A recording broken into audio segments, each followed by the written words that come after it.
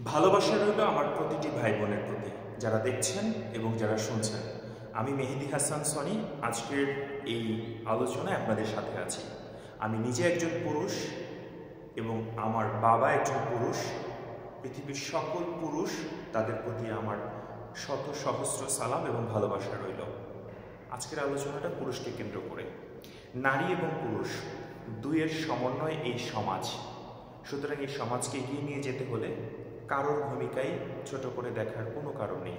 পুরুষ বলতে আমরা আসলে আমাদের পিতার জায়গাকে বুঝি, যারা নেতৃত্বশীল, যারা নেতৃত্ব দেয়, সমাজকে এগিয়ে নিয়ে যায়।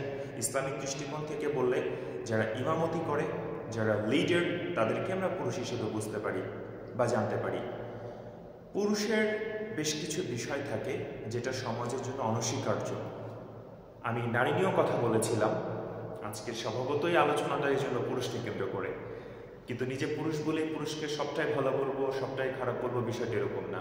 পুরুষ শাশ্বত একটি বিষয়। পুরুষ, আমি সবসময় একটা কথা বলি যে পুরুষ হচ্ছে নেতৃত্বের জায়গায়, এবং এজন্য তাকে অত্যন্ত চর্চার মধ্য দিয়ে নিজের যে সুকুমার বৃত্তিগুলি, যে আলোকোজ্জ্বল যে বিষয়গুলি, সেই জিনিসগুলিকে তাকে সামনে নিয়ে যেতে হয়, দেখতে হয়, জানতে হয়, বুঝতে হয়, এবং এই বিষয়গুলিকে তার অনুধাবন সাপেক্ষে সামনে অগ্রগামী হওয়ার জন্য তাকে স্টেপ নিতে হয়।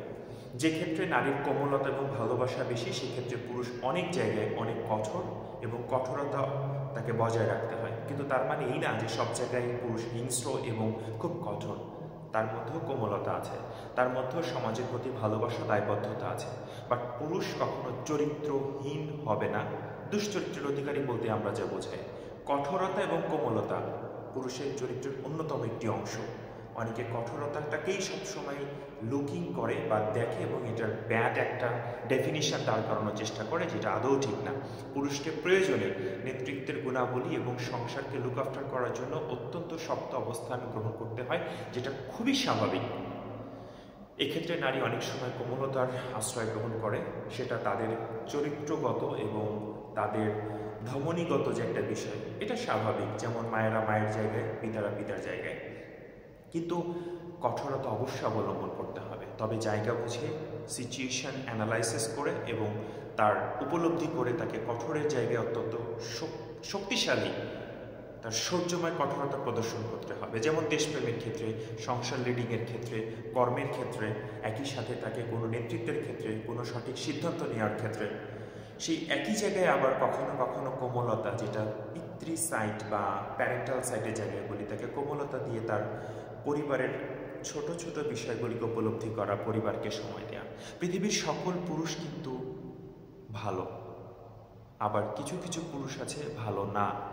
এই তাদের জন্যই আমার কথা যে আমরা যারা পুরুষ আছি, আমরা যারা লিডিংয়ের জায়গায় আছি, সমাজটা তো আসলে এই যে আশরাফুল মাখলুকাত, যে দুটো বিষয়, পুরুষ এবং নারীর সমন্বয়ে সমাজ এবং বংশগতি এবং এগিয়ে যাওয়া।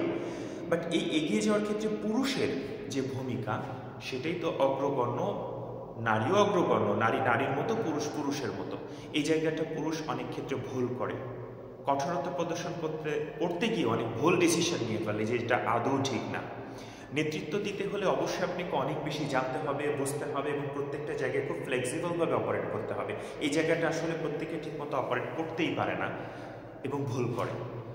আমি মনে করি এই ভুলের জায়গাটা পুরুষের জন্য নয়, কারণ পুরুষের একটি ভুল একটি পরিবারকে ধ্বংস করতে পারে, একটি লিডারশিপের জায়গা বা একটা নেতৃত্বের জায়গায় ওই সমাজটাকে ডাউন, অর্থাৎ ফল করে দিতে পারে।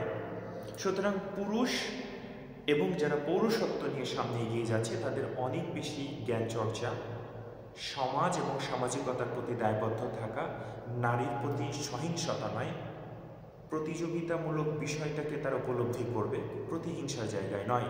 নারীকে তার প্রাপ্য সম্মানটুকু দিবে, সমাজের প্রতি দায়িত্ব পালন করবে, একই সাথে তারা যেন এগিয়ে যেতে পারে, একে অন্য সহযোগী হয়ে সেই বিষয়টা অত্যন্ত মর্যাদার সঙ্গে অপারেট করবে বা পরিচালনা করবে।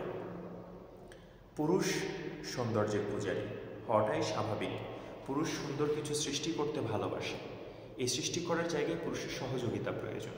তো এই জায়গাটাই নারী তার ভূমিকা পালন করতে পারে অত্যন্ত সুন্দর করে।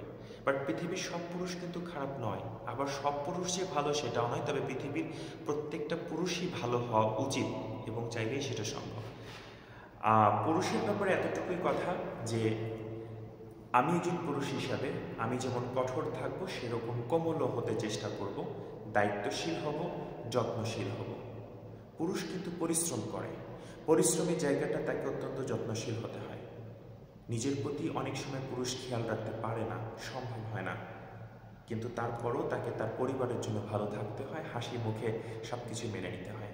পুরুষ ভালো থাকুক, পৃথিবীর সকল পুরুষের প্রতি, পৌরুষ জাতির প্রতি, তার পৌরশালী যে বিষয়গুলির প্রতি হাজার কোটি লক্ষ কোটি সশস্ত্র সহযোদ্ধার প্রতি যেভাবে আমরা সহমর্মিতা প্রদর্শন করি, সেরকম প্রতিটি পুরুষের প্রতি আমার শত সহস্র সালাম, ভালোবাসা রইল।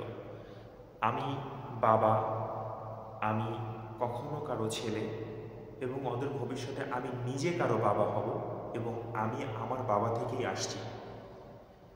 সৃষ্টিকর্তা আমাদের প্রত্যেককেই ভালো রাখুন, এবং এই যে হাফ অ্যান্ড হাফ অর্থাৎ পুরুষ এবং নারীর সমন্বয়ে যে পৃথিবীর বংশগতি এবং এগিয়ে যাওয়া, প্রত্যেকটা জায়গায় অনেক মর্যাদাশীল হোক, ভালোবাসায় ভরপুর থাকুক আমাদের পৃথিবী। প্রত্যেকটা পুরুষের প্রতি এবং পৃথিবীর সকলের প্রতি আমার ভালোবাসা রইল। ভালো থাকবেন সবাই। আল্লাহ হাফেজ।